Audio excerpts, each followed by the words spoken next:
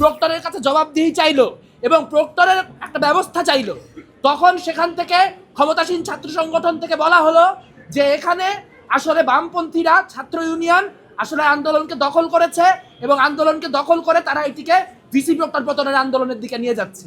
আমরা যেটা বুঝতে চাই সেটা হলো প্রক্টর তাদের কোন শ্বশুর লাগে যে একটা প্রক্টর সেই ঘটনা ঘটার পরে বলতেছে যে সিসিটিভির ক্যামেরার ভয়েস কত ভালো, তাকে ক্ষমতায় রাখতে হবে। কেন এই চেষ্টা, কেন এই প্রচেষ্টা? তার কারণ খুব সিম্পল।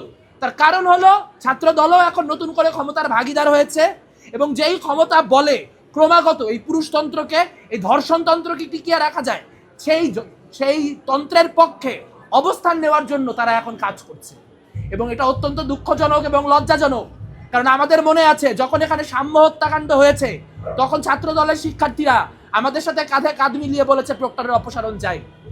আমরা দেখতে পাই তখন যেরকম এই বিশ্ববিদ্যালয়ে একজন শিক্ষার্থীর মৃত্যু হওয়ার দায় প্রক্টরের ছিল, ঠিক একইভাবে এই ধর্ষণ চেষ্টা এবং ক্রমাগত হ্যারাসমেন্টের যে ঘটনাগুলি তার দায় প্রক্টরকে নিতে হবে।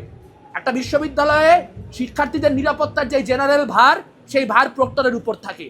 যখন সেই প্রক্টর ক্রমাগত 3 দিনে 10 বার ফেল করে, তখন সেই প্রক্টরকে টিকিয়ে রাখার আন্দোলন কারা করছে, কারা চাইছে প্রক্টর টিকে থাক, ভিসি টিকে থাক, সেটা বোঝাটা খুব জরুরি।